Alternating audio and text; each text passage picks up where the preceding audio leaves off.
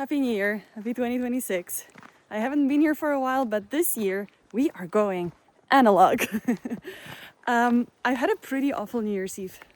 Like, it was so bad. I never expected I'm gonna just sit at home by myself crying. But that really happened, and it's really my fault. Initially, I thought it's such a great idea that I'm gonna sit at home, reflect on my 2025, things I wanna change in 2026. And I've done it. But then the midnight hit and I started to have a meltdown. I started to cry also because I think this night really amplified the fact that I've been feeling extremely lonely the past 4 months, and I think the last 2 years really. I realized that I am a social person. I've always been an extrovert and I need a human-to-human interaction. And I am personally tired of only connecting with people through the screen of my phone. And the last 2-3 years when I was traveling, I made so many beautiful friendships, but it's always the same. So what? I've texted a bunch of them yesterday, but there was nobody there to hug me or to give me a kiss or to say, you're important to me, and look me in the eye and like hold my arms. And I realized that I miss it. Maybe because I'm really an affectionate person as well. But I've missed it, and I think that a lot of other people missed it too. I don't know, but I'm sensing that we've spent so much time after COVID just on our phone, and we've built really unhealthy habits since then. Because obviously it's so much easier. It's so much easier to just stay at home, click, get a dopamine through scrolling, and that's it. But in the long run, this just leaves you empty.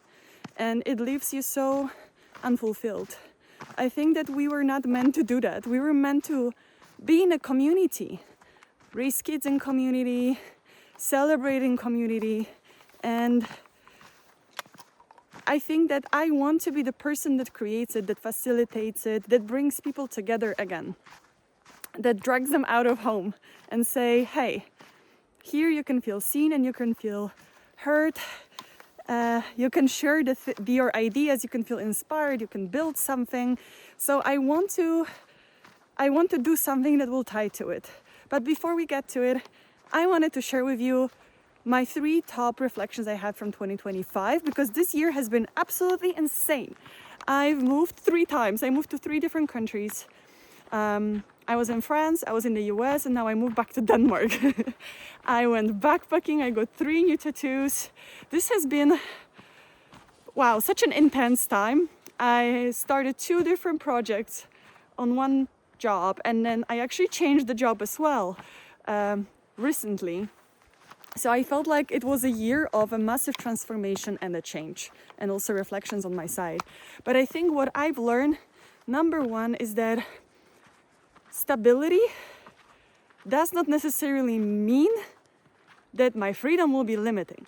I always thought that my top value, and it still is freedom. It's free-flowing, it's not being dependent on other people, it's deciding for myself. And it all sounds amazing, but you know what? It doesn't really make you feel healthy here in your head, mentally. I realized that freedom, it's also for me a sense of connection somehow. And I think that I've been dreading stability because before I went to Asia, before really things started to change in my head, I felt like I was stuck at work. I was on like a very unhealthy pattern when I would work 15 hours a day, and my whole life was revolving around it. I was living in a place I never really liked. I never really felt at home with people that I didn't feel connected to. So this was just a time that was extremely dreadful. And then when I finally quit it, I got a different job, I had time in between, I went to Asia, and I was just amazed by the freedom, by this connection with people. Everyone was just like sharing their love, and it was so much, I don't know, energy and feelings that was flowing around, and that was beautiful. But I've also realized that on the other hand, when you live this way, when you constantly move, when you're a nomad, you never really build any depth with anybody. And it's all temporary, and it all just doesn't fill you the way it should. Like, it gives you something, it gives you a spark, but it's not there, it's not sustainable, it's not something you can maintain. The true freedom lays in finding balance between movement and stability. Being able to be spiritual, being able to be kind and authentic and true to yourself and finding joy in creative hobbies, but still keeping your 9-to-5 job. I feel like there is so much like a negative narrative around it, right? When you look at Instagram, like everybody is traveling and everybody is living this beautiful life, and they're talking about how they are just staying in a van, or they are moving countries every 5 minutes, and they always show you this beautiful side of it, and nobody really tells you about the downside of it, like inability to make any long-lasting relation. I swear, every relationship that I've like encountered when I was, for example, in Thailand was collapsing because everybody wants to be in open relationships. And then if you don't, then they'll tell you that you need to practice non-possessiveness because this is, according to Buddhism, the right thing to do. So for me now, I look at it and I'm just laughing because it's a very, I don't want to say fake community, but it's a community that it's not really built on the principles that are important to me. And that's something I understood after the last 2 years of constantly moving and not really having a proper group of friends. So this is definitely one of the biggest learnings I've had from this year. Accepting that stability can be good for me and I don't need to run away. And I don't need to escape my reality and live in Thailand in order to feel free. Now, the second thing I've learned, it's more action, less talking. I've had this something boiling in my head for the past 3 years. But I feel like I want to look at it that I've been gathering information. But in a way, I also know that I was procrastinating it. I was just finding ways to not do it because I was scared that maybe people not find it interesting, or I felt like I need to have it all figured out. I need to have a logo, a brand, a new Instagram account, and everything pretty and defined. And you know what? Whenever I was trying to define something, it was just blocking me. It was the same with YouTube. I felt like unless I can do it perfect, unless it makes complete sense and it's structured and so well defined, I should not do it because people will think that this is just not good enough. But I think the bottom line is also to understand why I'm doing it. And now I want to give you a context because it all started when I still worked for Lego. I saw that a lot of my colleagues, female colleagues at work, they suddenly broke up after like many years of being in relationships. And I saw how much they were struggling because a lot of their friends, they already moved on, they started families, and they just felt like they're behind and they don't have anyone they can relate to anymore. If they want to go on holiday, there's nobody. And what do? How do I make new friendships? It's extremely hard, I think, to get out of your comfort zone and go out to people. Like I said, like we really lost the ability to like connect with other people face to face.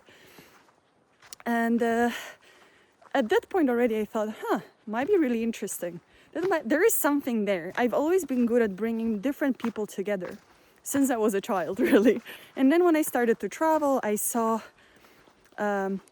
digital communities, like digital nomad communities, organizing female circles, male circles, where people just gather to talk what they are going through, kind of like a group therapy, you might say.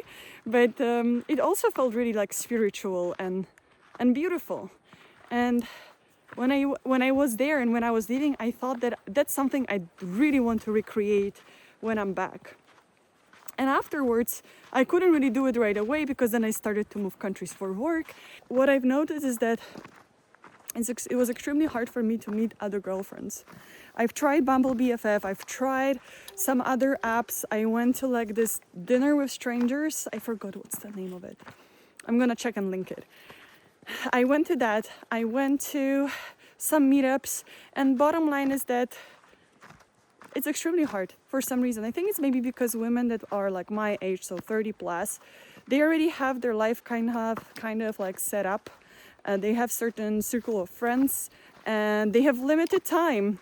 So not all of them really want to put effort and want to find time for you. It was way easier for me to meet men, obviously, rather than make like really good friendships. And I'm not saying I do believe in friendship between men and women, but in principle, men are interested in me in the beginning because they want more. So I'm quite aware of that. I don't want to think about it, because I really want to believe that they see in us other humans, and that we actually can have more in common than just having sex with each other. But I'm also aware that I might be a little bit naive. When I came back to Denmark, I also realized that my friends moved on. I'm feeling super lonely. I don't know how to get out and like meet people again. And I mean, I know, but I felt really blocked. So I decided to check what's going on. I found some communities, but they were all very specific, very niched. And I have really broad interests. So I felt like, there is a space in here to create something else that will connect women that have different ideas, want to get inspired and discuss diverse topics. We don't need to only talk about working in technology or working in leadership, right? We can talk about this and this, but we can also talk about, hey, I want to build financial freedom. Hey, I love yoga and movement and spirituality. Maybe we can do together this type of activity. Or I don't know, there can be so many ideas. I have so many ideas. So I thought that this is what I really want to do. I want to build an offline community for women. So yeah, if you're hearing it, if you're watching it, I'll be sharing on my YouTube a little bit more, maybe like personal journals on how things are going, how it is to build a community like this if you're considering doing it as well. And I will be also sharing reflections, because I think that that's going to be even more value adding if I can gather perspective of different people, not only my own, but perspective of other people, and kind of share it with you. Maybe this is the concept. I don't know where this is heading, but again, getting back to my learnings, action over talking, focus over being scattered, and also doing mistakes, failing, but failing forward over perfection and having everything figured out. And the last one, it's very important for me. It's because a lot of people are always saying that I come across as a very courageous person. I traveled alone. I've changed jobs multiple times. I got out of several relationships, and I think it all kind of takes courage. But truth to be told, I am so scared. There is certain thing that I am panicking about, and it's connected to my health. For the past 11 years now, I've been on contraception pills, and I decided that I finally want to stop it. And I've tried it 2 years ago. I thought about it. I had like a complete meltdown, and I was panicking big times because I saw what's happening to other women. And unfortunately, these awful hormonal pills, they very often just cover the underlying issue. It covers other diseases, and it causes, I don't know, hair shedding, skin problems, weight gain or weight loss. Like you're completely losing the balance you have in your body. And so I'm scared to go through this process. But I decided that I don't want to live in fear anymore. I don't want to have constantly in the back of my head, what if? And honestly, if I'm gonna go bald, I'm just gonna have a fucking awesome basket. So get ready for that, because I am in the space, I'm in a mental space that I'm gonna do it, and I don't care. I just don't want to be scared anymore. And in a way, I'm also thinking, because still so much of my self-worth is connected to how people see me and what they think about my look. Getting rid of it, maybe even shaving my head, it will be so liberating. It would be interesting to like wake up and be like, I don't need to care about it because the problem doesn't exist anymore. So yeah, I think that what I'm embracing is more courage across all areas of my life and less fear. And I think that it's really aligned with the year. We have a year of a horse. I don't know if you've heard about it, but apparently year of a horse, it's more focused on action, courage, speed, freedom, movement. The previous year was year of a snake, and snake is a symbol of transformation. It's a time when you're more reflective, and I think it's very, very aligned with that. So I'm extremely excited about what's coming. I know that I'm growing as a person, and that's what I'm the most, I think, grateful for. And obviously the people that I met on this journey. And I actually wrote to all people I'm particularly grateful for this and last year. Special thank you notes. Because even though I've been lonely, I really feel like, wow, I've met some really amazing people who helped me create fantastic memories. So if you're watching, thank you.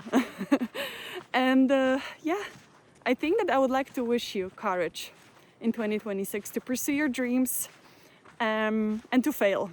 I'm wishing you that you're gonna fail and you're gonna stand up and learn and go forward, because this is really what builds us as people.